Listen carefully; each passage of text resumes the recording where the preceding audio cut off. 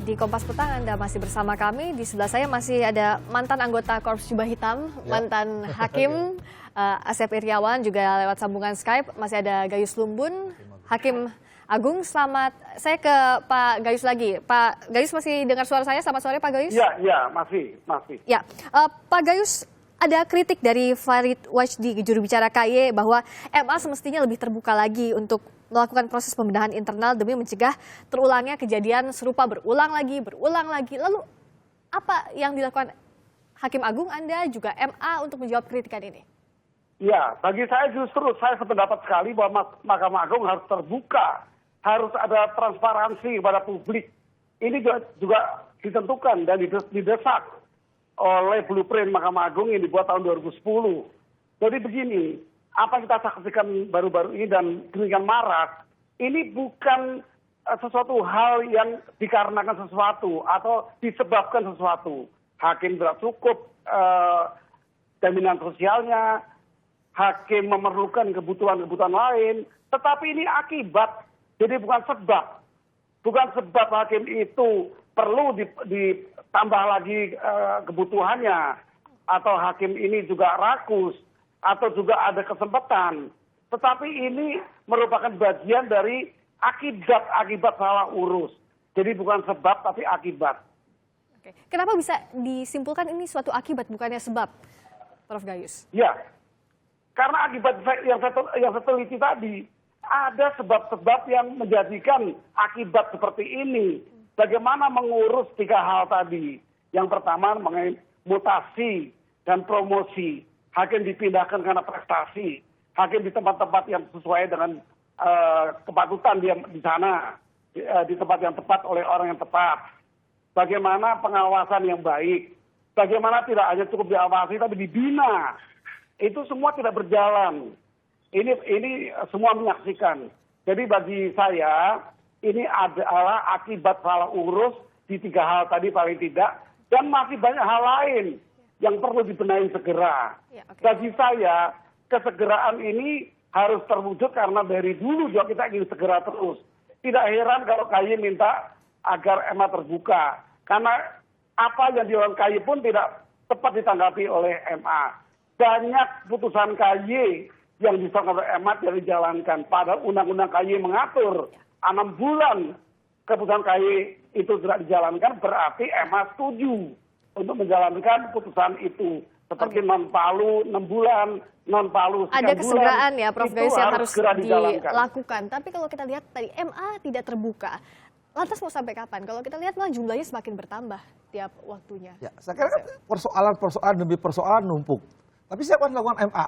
Selesaikan oleh prosedur. Biarlah KPK yang menyelesaikan. Kan itu bahasa-bahasa yang normatif dilakukan oleh MA kan.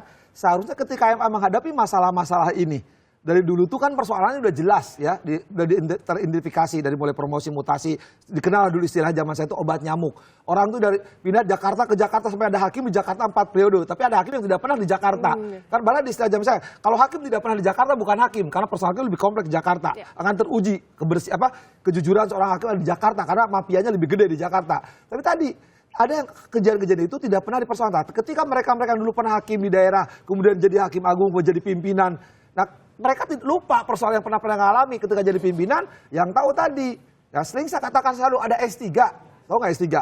S3 itu bukan tingkat doktoral. Senyum dulu, sungkem dulu, saji lagi. Nah, kalau itu tetap akan berakhir di dunia peradilan akan begini. Siklusnya terus akan berubah. Dan saya pikir tidak akan. Sering saya katakan, bukan malah teman saya dulu mengatakan, saudara Teguh mengatakan, ganti satu generasi, ganti ekspor hakim dari luar. Kan sampai mengatakan kawan-kawan itu sampai dimarahin kan. Tapi apa yang terjadi? Karena apa? Setiap ganti pimpinan MA, bayangkan, pernah pimpinan MA dari luar, dari akademisi, ya pernah itu kejadian, walaupun tidak semua ya, tapi pernah 2 periode. Tapi apa yang terjadi?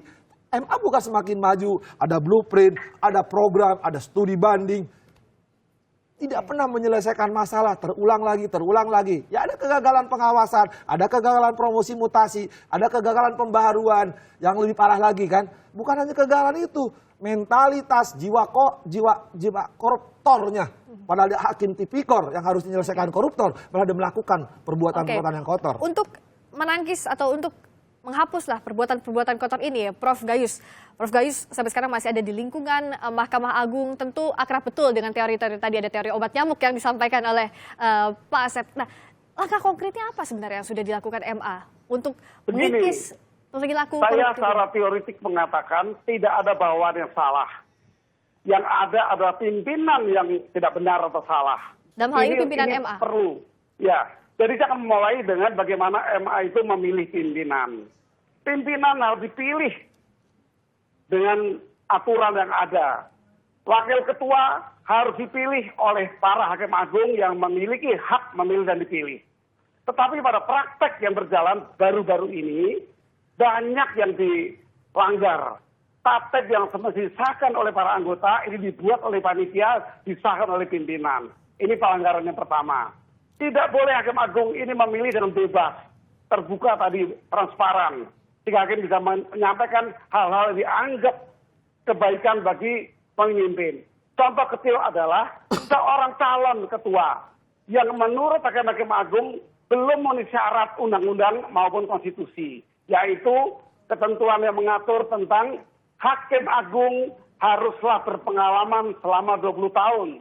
3 tahun diantaranya pernah sebagai hakim tinggi. Ini banyak hakim-hakim agung yang kurang memenuhi itu, baru setahun. Ada syarat-syarat yang dilangkahi dalam pemilihan hakim agung selama ini yang jadi salah satu kritik dari Prof Gayus. Terakhir, Kang Asep, lalu untuk membenahi ini, kalau kita katakanlah kita mau restart, harus dari mana sih? Tadi saya katakan, satu, suri teladan pimpinan MA, berikan contoh teladan yang baik.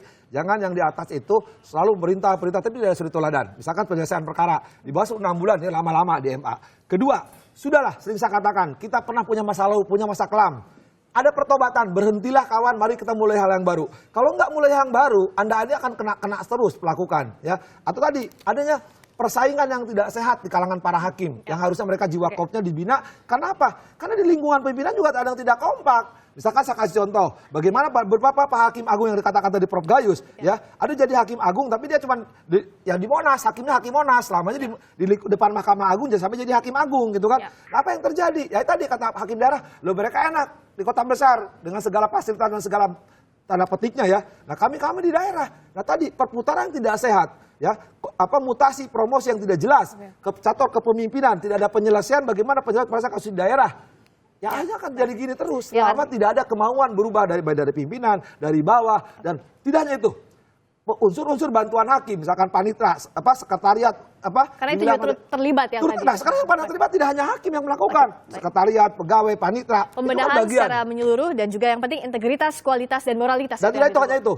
Juga kepentingan politik di DPR. Baik. Ketika pilih para hakim agung jangan ada kaitan dengan dulu pernah berhubungan baik gitu. Baik. Terima kasih. Sama-sama. Pak Asep Iriawan, juga terima kasih Prof Gayus Lumbun telah bergabung di sama-sama. Kompas Petang. Kualitas, integritas, dan moralitas dari penegak hukum yang masyarakat nanti.